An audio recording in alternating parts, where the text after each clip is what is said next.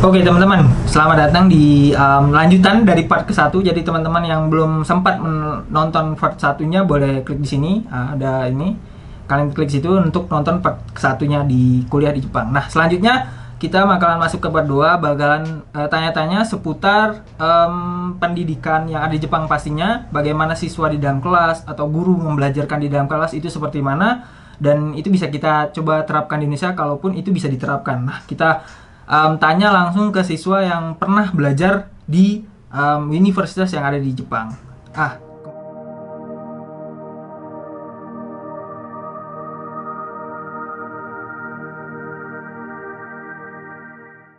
Ah, kembali lagi ke Mbak Tandri. Terus saya lulusan dari Ritsumeikan Asia Pacific University di Kota Beppu. Gimana Mbak? Kuliah di Jepang, first impression-nya pertama kali masuk ke kelas bagaimana Mbak? Kalau misalkan kampus saya karena emang terkenal international campus ya, jadi environment-nya tuh benar-benar 50% tuh orang Jepang, 50%-nya tuh kita dari berbagai macam negara. Jadi ada teman-teman dari ASEAN udah pasti ada semua ya kita. Terus ada juga dari Afrika, dari Amerika, dari Eropa. Itu juga banyak. Jadi dalam satu kelas sendiri itu tuh ada macam-macam banget muridnya. Terus ketika kita dibikin grup gitu, misalkan kita punya grup ya, itu dalam satu grup tuh kita nggak ketemu orang satu negara gitu biasanya. Terus untuk kampus saya sendiri juga, pas pertama kali masuk, kita ada yang namanya workshop. Pas itu kita disuruh bikin, jadi gini, saya kan berangkat ke Jepang tanpa ilmu bahasa Jepang ya. Jadi ilmu bahasa Jepang saya tuh benar-benar nol pada saat itu. Jadi untuk 1 tahun pertama memang untuk international student kita wajib mengambil kelas bahasa Jepang yang dibagi jadi foundation class sama intermediate class. Nah untuk semester pertama jadi full 1 semester yang kita pelajari itu hanya bahasa Jepang dan workshop class. Workshop kelas ini buat apa? Yaitu buat nulis. Jadi kita diajarin cara nulis tesis yang baik, cara nulis report yang benar itu kayak gimana, references, dan semuanya tuh diajarin di kelas workshop itu selama 1 semester. Nah, setelah itu, kita juga boleh ngambil 1 kelas pilihan yang levelnya 100. Jadi kita punya 3 level kelas, 100, 200, sama 300. Dilihat dari tingkat kemudahan ya. Kalau 100 itu biasanya ya level-level introduction, kelas introduction. Nah, setelah itu di itu semester kelas yang tadi Mbak itu, maaf ya? potong Mbak. Kelas yang tadi itu kelas untuk kita belajar bahasa atau gimana Mbak? Kelas yang kita boleh ambil yang 100 300. Kalau itu subjek biasa. Itu regular subjek biasa. Misalkan kalau misalkan saya kan jurusannya IR ya. Saya waktu itu ngambilnya Introduction of International Relations kalau nggak salah. Kalau nggak salah saya ngambil kelas itu. Terus untuk semester 2-nya kita naik ke kelas intermediate kan. Nah untuk kelas intermediate sendiri bahasa Jepangnya itu jadi seminggu 3 kali. Yang tadinya kalau foundation itu setiap hari. Jadi Senin sampai Jumat yang kita pelajarin itu bahasa Jepang. Nah Rabu khusus 1 hari belajar workshop kelas menulis. Gitu. Nah untuk semester 2-nya kita belajar intermediate 3 kali seminggu. Dan juga belajar kelas-kelas lain, kita udah boleh ngambil kelas lain, dan kita punya namanya workshop 2. Nah, di workshop 2 ini agak sedikit menarik ya menurut saya, karena di workshop 2 ini kita di-combine antara international students sama Japanese students yang ibarat kata tuh bahasa Jepang saya tuh ilmunya masih sekedar how are you gitu-gitu kali ya kalau di bahasa Inggris. Jadi kita tuh level beginner lah Mbak ya? Masih beginner. Jadi di satu grup, waktu itu saya satu grup ada 3 orang Jepang, 1 orang Korea, dan 1 saya orang Indonesia. Nah di situ tuh kita disuruh bikin satu project, gimana caranya, pokoknya project apapun yang nantinya di akhir semester kita presentasikan. Nah cuman obstacle-nya di sini adalah kan saya hanya bisa komunikasi dalam bahasa Inggris dong sama teman saya yang orang Korea. Nah untuk orang Jepang sendiri yang 3 orang ini, orang Jepang tuh mostly nggak terlalu ini kan ya aware untuk bicara bahasa Inggris gimana. Jadi di situ tuh kita tuh challenge-nya tuh di situ ya, kita tuh gimana bikin project selama 1 semester 6 bulan itu kita harus bikin satu project, menyelesaikan satu project, dan presentasi pada akhir semester. Jadi menarik sih, buat saya itu juga ngebantu saya. Jadi instead of ngelatih bahasa Jepang saya supaya levelnya jago, kampus saya tuh justru ngelatih kita supaya confident dulu dalam berbahasa. Sama kayak orang Jepangnya dilatih untuk percaya diri dulu untuk ngomong sama orang asing gitu. Karena kan komunikasi itu nomor satu. Poin pentingnya tuh pede dulu kan. Jadi waktu itu saya kayak ya udah, saya tuh ngasal aja ngomong bahasa Jepangnya kayak kore gitu. Ini jadi ya sebisanya aja. Sama orang Jepangnya juga sama sebisanya. Itu menariknya. Terus untuk pembelajaran yang lainnya di semester 3 ke atas kita mulai ngambil kelas yang reguler yang biasalah untuk memenuhi syarat-syarat kelulusan sesuai jurusan masing-masing. Karena saya jurusannya International Relations, di fakultas saya kan ada 4 jurusan. Yang satu adalah Environment, yang kedua International Relations, ketiga Culture, Media, and Society, yang keempat ada Tourism. Nah, enaknya di kampus saya ini, asalkan kita sudah memenuhi 30 kredit syarat kelulusan untuk di jurusan kita, misalkan kalau di kelas IR, tentulah saya harus ngambil kelas-kelas IR kan sampai 30 kredit. Nah, selain daripada itu, saya juga boleh ngambil kelas dari jurusan yang lain. Misalkan saya mau ngambil kelas, waktu itu saya ngambil kelas Resort Management dari kelas Tourism gitu. Jadi nggak bosan ya, cuman itu-itu aja gitu. Jadi ilmunya dari satu. Nah mungkin mau tahu Mbak, atau ada yang mau disampaikan lagi? Oke. Nah, saya sedikit merelatekan teman-teman. Jadi sistem ini sebenarnya yang ada di Jepang, yang ada di kampus Mbak Tanti itu sebenarnya ada beberapa juga kampus yang mengaplikasikan sistem seperti itu yang ada di Indonesia yang saya ketahui. Nah, termasuk adalah kampus saya untuk di alma mater S2 saya itu di Universitas Negeri Malang. Jadi kita tidak belajar tentang, saya jurusannya pendidikan biologi, tidak belajar tentang melulu pendidikan biologi dari awal masuk kuliah sampai nanti wisuda. Nah, tapi teman-teman juga bisa ambil jurusan yang teman-teman minati gitu loh di fakultas lain, bisa jadi entah itu fakultas manajemen ataupun fakultas jasmani dan atau yang keluargaan atau kedokteran. Nah, itu mereka bisa ambil jurusan materi perkuliahan di jurusan yang berbeda. Nah, mungkin itu ada implikasi dari sistem yang ada di Jepang yang ditiru dan dianggap orang Indonesia itu bagus untuk menambah wawasan kan, karena kan di dunia kerja itu tidak melulu orang kamu biologi, tapi kan bisa jadi mungkin peluang kerja di biologi sedikit, tapi kan kita harus tetap survive dengan cara kita punya keahlian yang lain.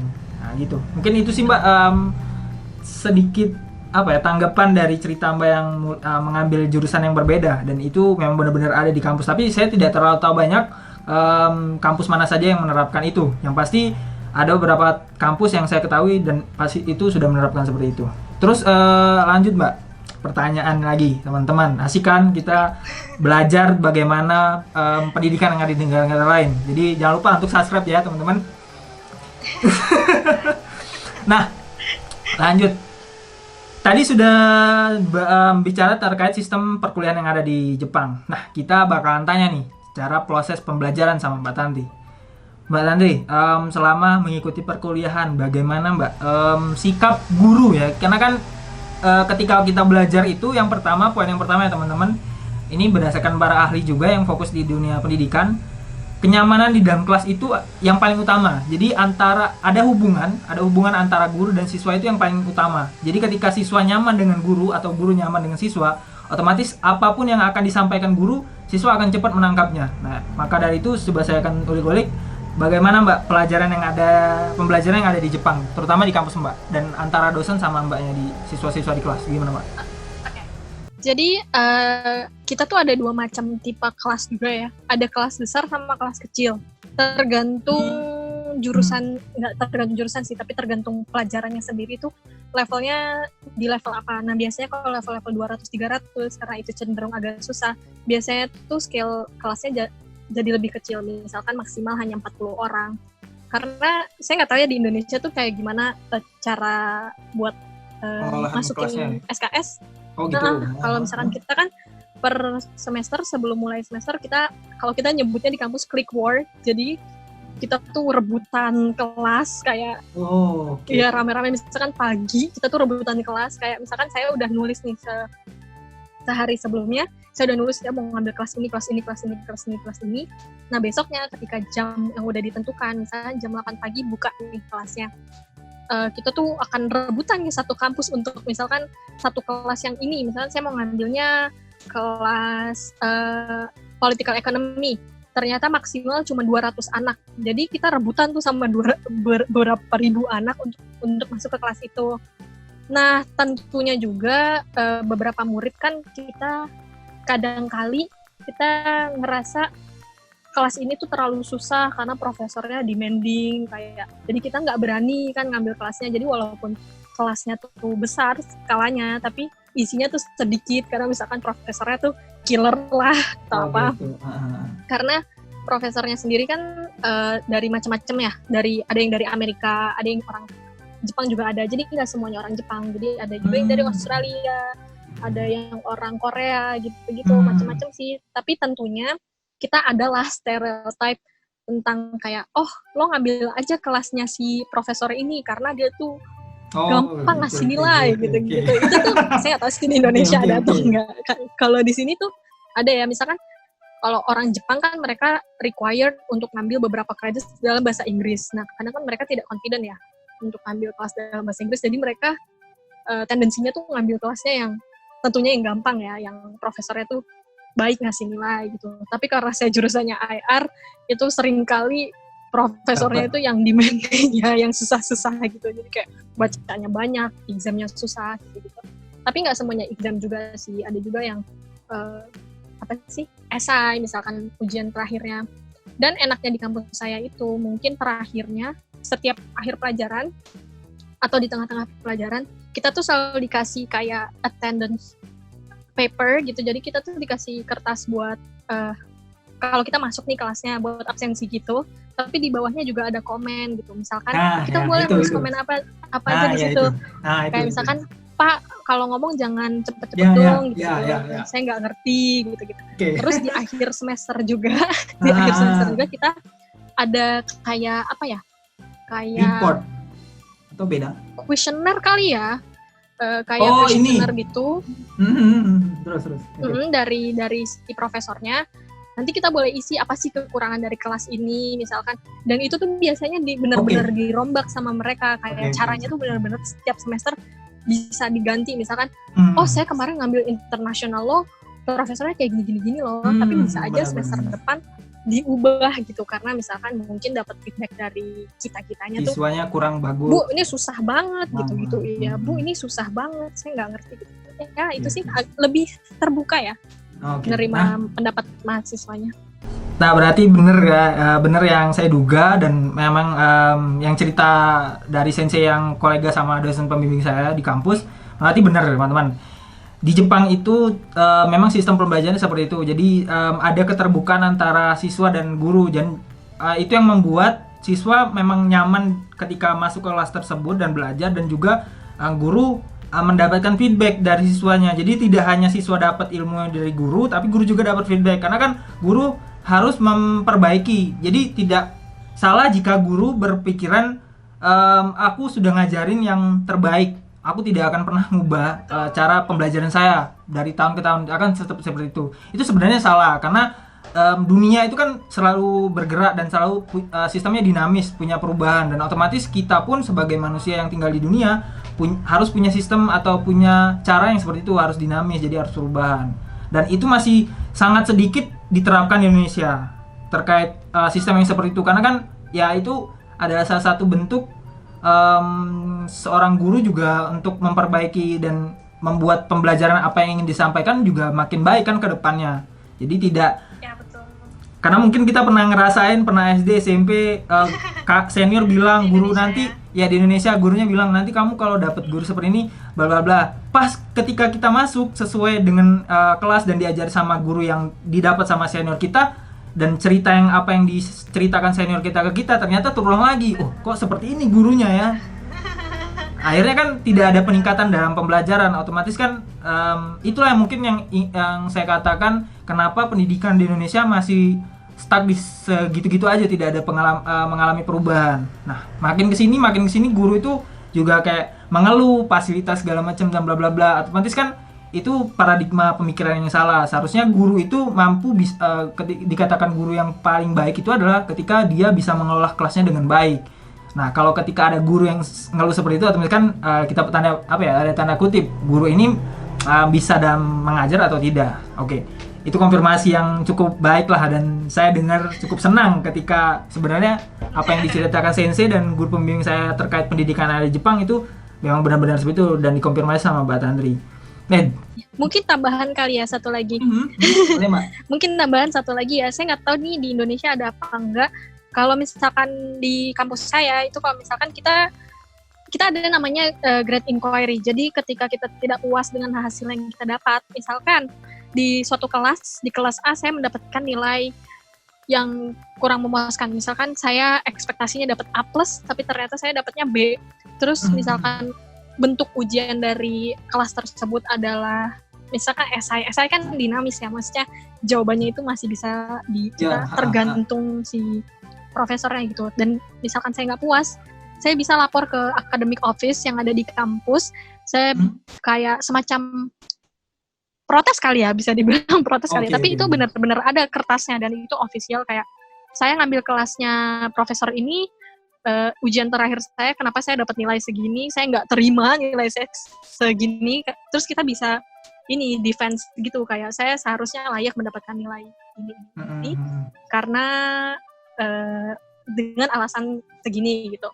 Nah, nanti akan dikonsiderasi sama pihak academic office sama profesornya, kayak mereka akan diskusi dan meeting gitu kali ya, dan ngomongin kayak kenapa murid tersebut dapat nilai segini.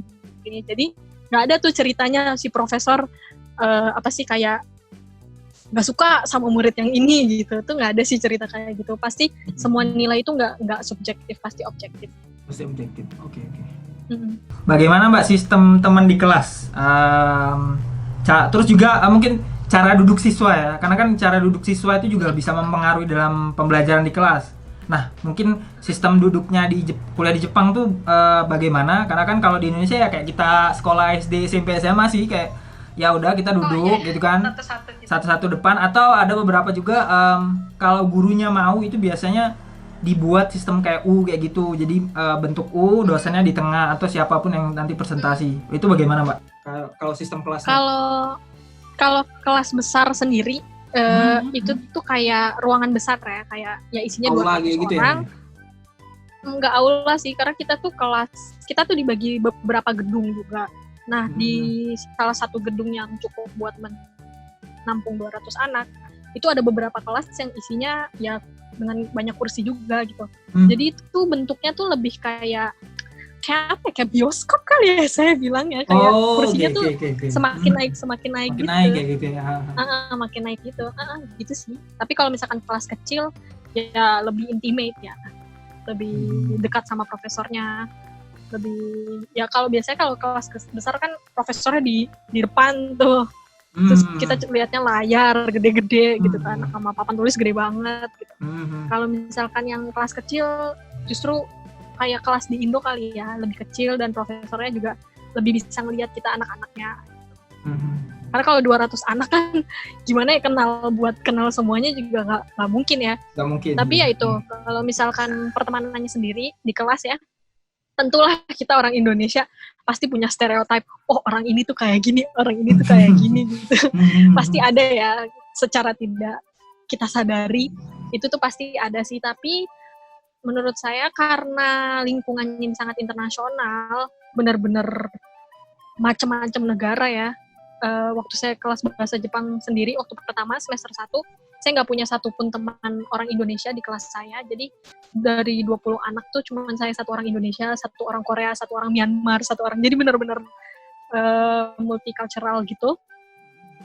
Jadi kita tuh justru lebih sangat-sangat toleransi ya. Kita sangat ngerti gitu loh. Kayak nggak terlalu memusingkan perbedaan sih. Gitu sih. Jadi karena sistem kelasnya yang seperti itu ya Mbak ya? Oke. Terus kalau untuk absen gimana Mbak absen? Kalau kemarin saya ngobrol-ngobrol sama Edvan kan dia kalau di Jerman sistem absennya dia nggak pakai nulis tangan kayak gitu bukan? Jadi Iya, nggak pakai tulis tangan. Gimana tuh Mbak?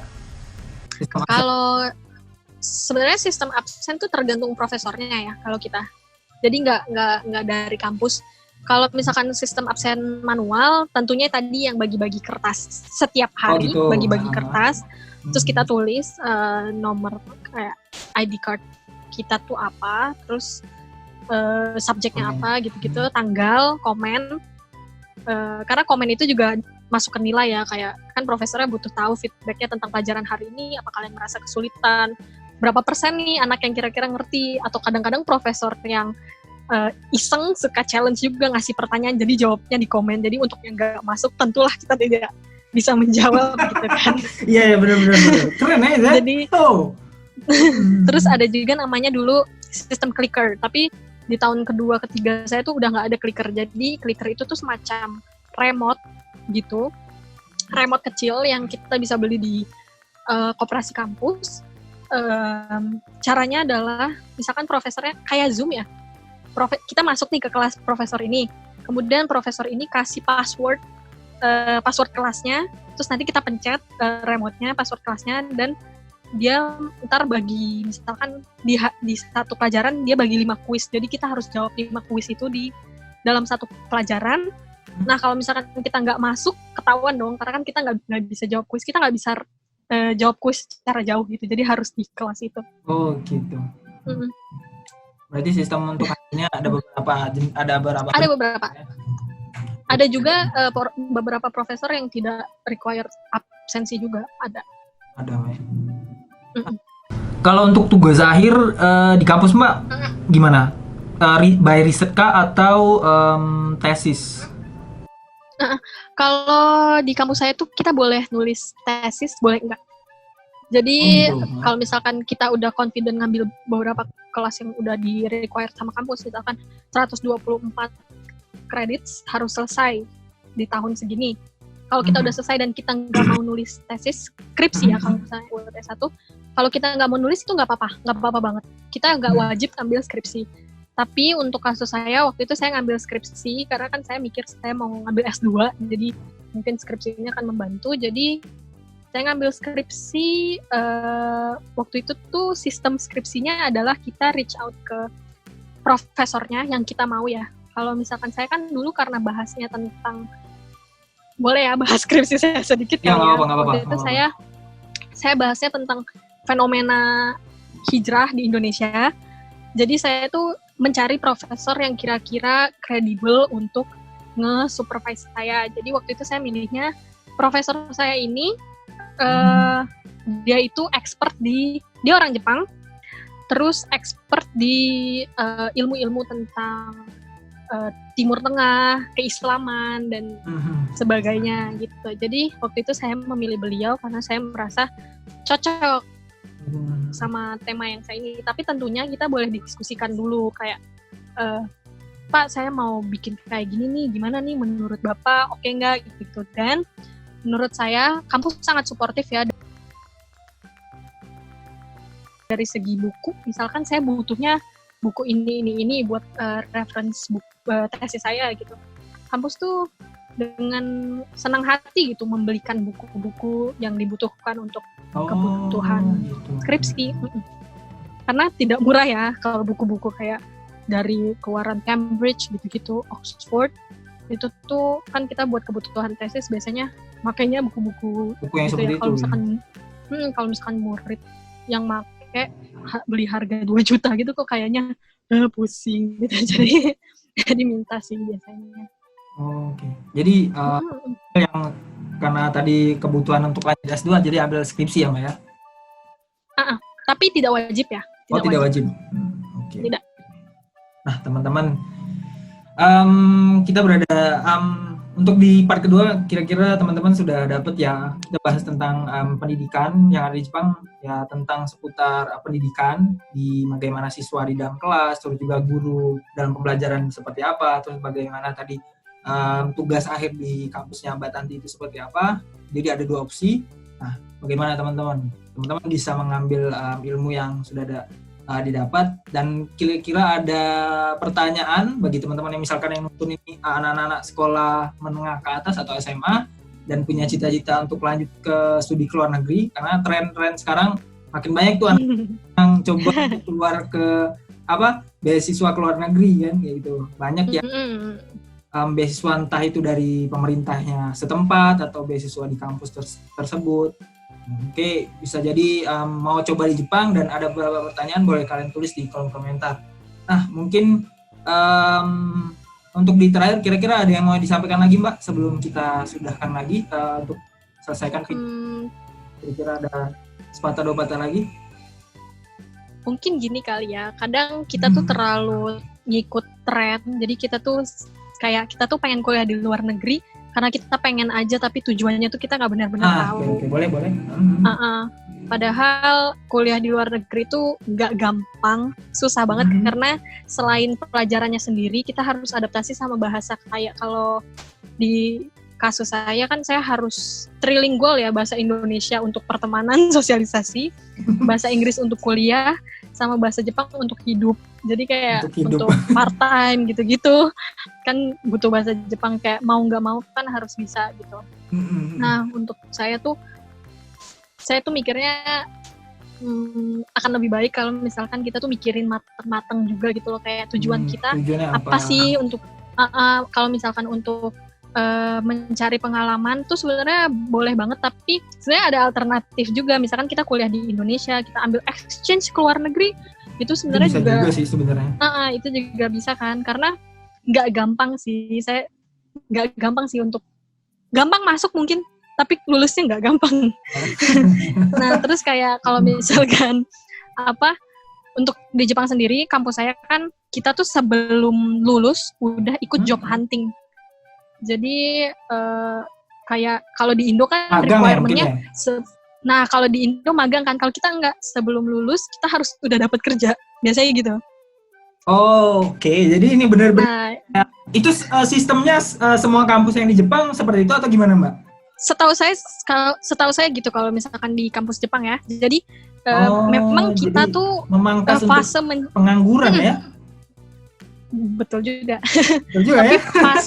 fase mencari kerja itu adalah fase-fase di semester 7 sama semester 8. Karena kampus itu nggak pernah bilang, kamu harus magang, kamu harus cari magang ya, di semester 7, semester 8 harus magang, gini-gini. Jadi kita tuh benar-benar semuanya ngeraba sendiri. Kayak teman-teman saya misalkan ada yang di semester kelima dia magang, nyari magang ke Indonesia, biasanya kita kan libur 2 bulan ya, misalkan summer. Kita musim panas pulang ke Indonesia, terus kita magang aja gitu di sekitaran di Indonesia. Tapi kan di Indonesia sendiri magang itu ada jangka waktunya, biasanya minimal 3 bulan gitu. Sedangkan kita di Indonesia cuma punya waktu 2 bulan. Nah kayak gitu-gitu sih. Nah kita tuh harus mendapatkan kerja sebelum lulus. Jadi nggak gampang sih, apalagi kita tuh bersaingnya nggak cuma sesama orang internasional, tapi sama orang Jepang juga kan. Misalkan kita masuk ke suatu perusahaan. Kan yang perusahaan lihat ini perbandingannya adalah kenapa gue harus hire ini orang Indonesia daripada orang Jepang gitu kan. Mendingan gue hire orang Jepang karena udah jelas mengerti sama cara kerjanya sama gini-gini. Jadi susah sih, tapi semangat aja sih untuk siapa aja yang mau. Cuman banyak-banyak research, karena cara untuk ke luar negeri, untuk mendapatkan pendidikan di luar negeri itu nggak cuman S1 aja, tapi bisa dengan cara exchange, bisa atau S2-nya nyari beasiswa gitu. Oke. Ya itu sepatah dua patah dari Mbak nanti ya teman. Sepatah dua patah kata. Oke teman-teman. Nah buat teman-teman yang butuh saran lagi, misalkan Kak Mahathir coba diskusi lagi seputar pendidikan yang ada di negara mana, boleh kalian tulis juga di kolom komentar. Dan jika teman-teman masih bingung terkait apa yang disampaikan Mbak nanti, juga boleh kalian teman-teman tulis di kolom komentar. Saya rasa untuk sesi kita ngobrol pendidikan di Jepang itu saja teman-teman. Sebelum terakhir teman-teman, kita minta Mbak Tantri mengeluarkan bahasa Jepang di sana teman-teman. Aduh. Mbak Tantri coba sapa teman-teman yang ada di Indonesia untuk ya subscribe channel Mahathir ya gitu. dan ada yang benar gitu. Mungkin menggunakan bahasa Jepang. Apa ya? Minasan, konnichiwa. Tami tomasimasu. なんだっけマーティルさんの YouTube にサブスクライブしてくださいね。Berasa nonton ya. Berasa nonton ini apa? Ya. Jerome. Jerome ya. Ya kan? Jerome ya. Nah. Ya juga ya. Oke. そうですね。じゃあ皆さん勉強頑張ってくださいね。Oke. Oke lah teman-teman. See you di next video teman-teman, dan jangan lupa untuk subscribe channel ini karena kita butuh dukungan teman-teman untuk terus berkembang. Oke, see you di next video. Bye. Terima kasih Mbak Tantri. Bye, terima kasih. Oke teman-teman, selamat datang di lanjutan dari part ke-1. Jadi teman-teman